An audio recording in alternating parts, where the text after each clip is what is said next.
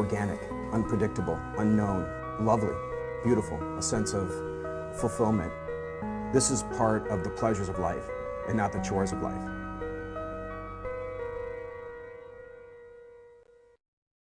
Tonight on Daily Iowan TV, Granite State Supremacy. We take a look inside the New Hampshire primary. Who are the winners and who decided to end their political journey? And donations distributed. Dance Marathon 22 is over, but where does the record-breaking totals go? Find out next. Iowa Wrestling has one regular season match. Coming up, find where they're headed before the National Duels and Big Ten Championship. All that and more coming up. Daily Iowan TV starts now.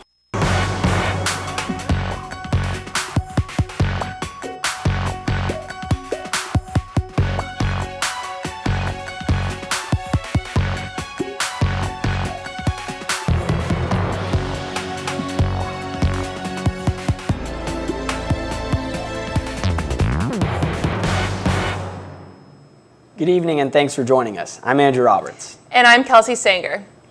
A student at the UI claims he has been expelled after making a threat to his professors on a Chinese social media site. 22-year-old Ni Han Zhang said in the post he would, quote, let professors experience the fear of Liu Gang, referencing the 1991 T. Clary walkway shooter. The post was translated for the Daily Iowan and Daily Iowan TV by a Confucius scholar here at the UI. Ni has also posted photos of himself with guns on the same social media site. Johnson County Sheriff Lonnie Polkerbick said that Ni was able to get an Iowa firearm permit because he was living in the state with a student visa and he had an Iowa hunting license. Ni was expelled from the university on February 2nd, terminating his student visa. He left the United States voluntarily on February 4th. Since he left voluntarily, Ni is still able to return to the U.S. Stay with the Daily Iowan and Daily Iowan TV as the story develops. Republican candidate Donald Trump and Democratic candidate Bernie Sanders came out victorious in Tuesday's New Hampshire primary. Ohio Governor John Kasich, whose conservative views are said to contrast Trump's, expressed surprise to his second-place position in the polls. Donald Trump received 35% of the vote, while for the Democrats, Bernie Sanders approached 60%. Sanders defeated his only other Democratic competitor, Hillary Clinton. Republican presidential candidate Carly Fiorina has ended her quest for the party's nomination. The decision was announced in this post on Facebook on Wednesday after finishing 7th in the New Hampshire primary. Fiorina stated, quote, while I suspend my candidacy today, I will continue to travel this country and fight for those Americans who refuse to settle for the way things are and the status quo that no longer works for them.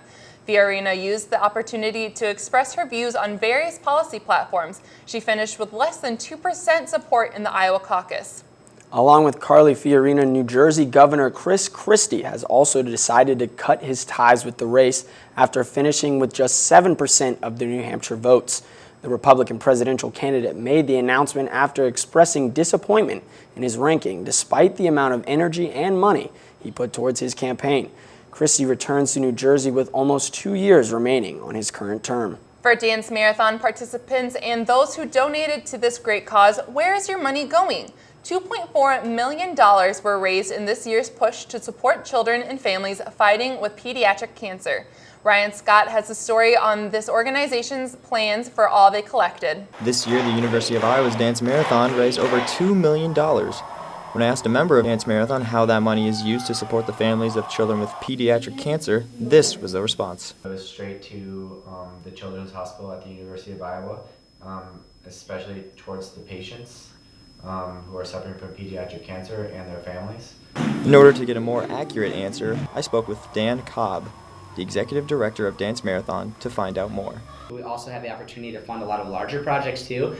This past year, we were presented with an allocation, or we were presented with a ask to fund the targeted therapy program, which will help, which we ended up accepting, and it's $2.2 million. In the past, the University of Iowa Children's Hospital has only been able to help 80% of the cancer patients that come in because some cancers are so severe and so specific that we don't have the resources to necessarily help that individual cancer patient, so they'll have to go to some other children's hospital across the country. But they came to the University of Iowa Dance Marathon, they came to the students here on campus to start this new targeted therapy program, which is so excited. The cool thing about it too, it's going to be called the University of Iowa Dance Marathon targeted therapy program, which is another really awesome perk. In 2011, the University of Iowa Dance Marathon pledged $5 million towards construction on the new University of Iowa Children's Hospital, which you can see is right behind me and is still very much in the works. Reporting from the University of Iowa Hospitals and Clinics, Ryan Scott, Daily Iowan TV.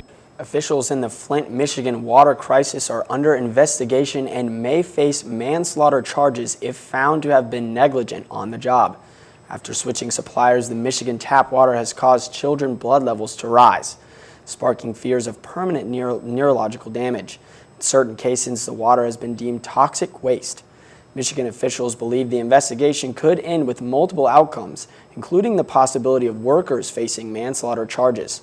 The governor is expected to ask for nearly $200 million for the Flint recovery in the newest proposed state budget. The goat is back. The University of Iowa announced the return of the missing UI research goat after a 10-day run. The department found the goat after it went missing about a week ago. It is now safely returned to the UI Research Park. This is all after the animal welfare advocacy group PETA argued that the university violated the Animal Welfare Act last week.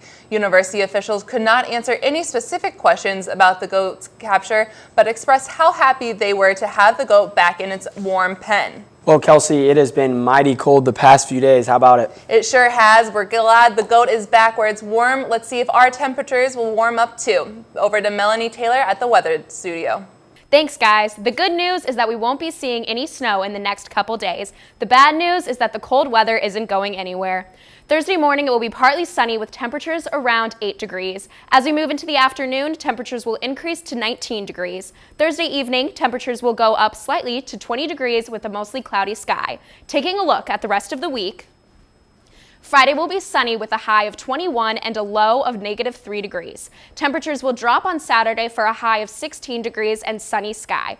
And it looks like on Sunday for Valentine's Day, there is a 40% chance of snow with a high of 26 and low of 20. The beginning of next week looks promising for some warmer temps with a high of 35 Monday and a high of 40 on Tuesday. Until then, stay warm and bundle up, Iowa City.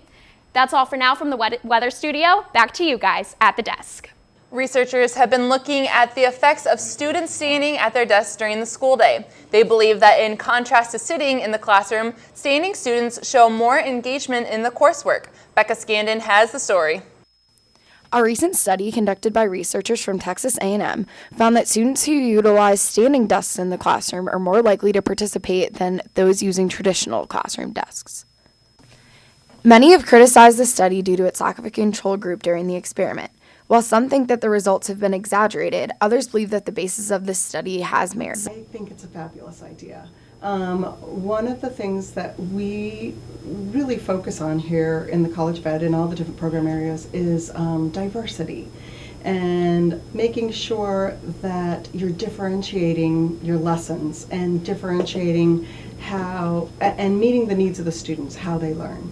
And so to have that in classrooms, that standing desk as an option for students that don't like to sit or students that need that fidget or are more aware when they stand, is just another tool towards allowing differentiation and allowing for students who learn differently to actually have that as an option.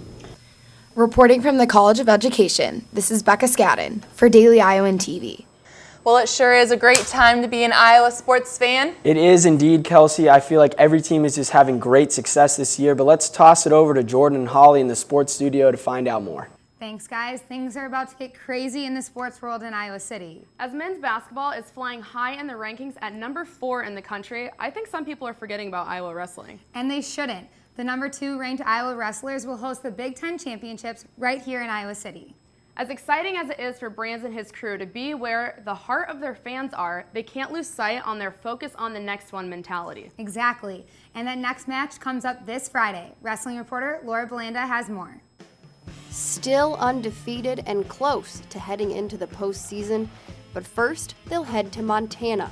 The Iowa wrestling team will make the trek to Montana State University Northern on Friday, February 12th. I've never been to Montana, so that'll be fun and see how it is. I'll go anywhere to wrestle. You know, if there's a match, let's go. So maybe see some new things and it'll be fun. This will serve as an out-of-conference duel for the Hawkeyes as the Northern Lights compete in the Frontier Conference in NAIA Division I. But the different conference shouldn't change the mindset of this team. You know, they got a pretty good heavyweight. You know, it doesn't matter what level they are. A guy has 2 arms, 2 legs, and a brain. He's going to go out there and try to beat you. You know, it's still a competition that's ahead of you, but it's maybe a confidence booster. And you got to get up for it. You got to do your job. As the Hawkeyes take their lineup to Montana, head coach Tom Brands expects his big shots to do big things upon arrival. I think they appreciate seeing guys in the flesh. You know, guys like Gilman and Sorensen and Clark and Burak, and probably becoming a household name as they go forward with their careers. And as always, there's a certain excitement and one goal in mind when approaching a duel. Cool. Well, that's one more place we get to go and whoop some tail. Laura Belanda, Daily Iowan, TV Sports. After their duel in Montana, the Hawkeyes have a short break before their national duels on February 22nd. And after that, the Big Ten Championship on March 5th and 6th right here in Iowa City. Another team that knows what winning is like is the Iowa baseball team. After posting a 41-18 record last season, the Big Ten Conference preseason poll was released on Wednesday. Iowa's picked to finish 4th in the conference, while seniors Tyler Payton, Calvin Matthews, and Nick Rossetti represented the Hawkeyes on the Players to Watch list. Their 2016 season kicks off in the Lone Star State against Dallas Baptist on February 19th and through the 22nd. It's one successful team to another for Iowa, especially for women's gymnastics. One of the 3 seniors on the Iowa women's gymnastics team has led the team to several victories, and 2 of which were over ranked opponents. After sitting out her first year and being sidelined due to an injury the next, Johnny Sotillo is making quite the appearance in her final season. Katie Sectro took a closer look into this gym hawk. The women's gymnastics team is made up of girls from all over the country, but one particular gymnast chose to come to Iowa, even if that meant being almost 3,000 miles away from her home in Venezuela. Johanny Sotillo is a 5th-year senior who chose Iowa so she could be a full-time student while doing what she loves at the same time, being a gymnast. Someone at my old school told me that if I wanted to graduate, I should have decided between gymnastics and college. Otherwise, it wasn't going to work. So it's like, okay, if there's a place that I can do both and still like succeed, that's what's best for me. The women's head gymnastics coach Larissa Libby says that while they don't focus on recruiting internationally, it is becoming a growing trend here at Iowa. We are branching out a little bit more, going to different places. We're not against recruiting international kids at all. For us, it's whatever's going to gel with our team the best. So we'll keep doing it as long as there are young ladies that are interested in continuing a higher education and having the opportunity to do gymnastics at the same time. And while it can be difficult at times, Sotillo says it's definitely one of the best decisions she's ever made. I am so glad that I did it. I couldn't be happier. I get my second family here, which is like all the girls and the staff that are great, so that kind of balance it out. Reporting from the field house, Katie Sextro, Daily Iowan TV Sports. Sotillo and her teammates will be back in action this Saturday at Illinois before returning to Carver on February 20th. Iowa men's swimming and diving is closing in on their Big Ten championships, and one freshman has made his mark twice this year. And one of those standout performances happened just this week. Will Brenner was named Big Ten Co-Freshman of the Week after posting first place on the 100-meter springboard in diving on February 5th in Iowa City. The Big Ten championships are in West Lafayette this year from February 24th through the 27th. A lot of Big Ten action for Iowa in these next few weeks. Stick with Daily Iowan TV Sports for all of it. Back to you guys at the desk. That's all we have for you tonight on Daily Iowan TV. Be sure to check out our website, dailyiowan.com, for all the latest news. For Daily Iowan TV, I'm Andrew Roberts. And I'm Kelsey Sanger. Have a great night.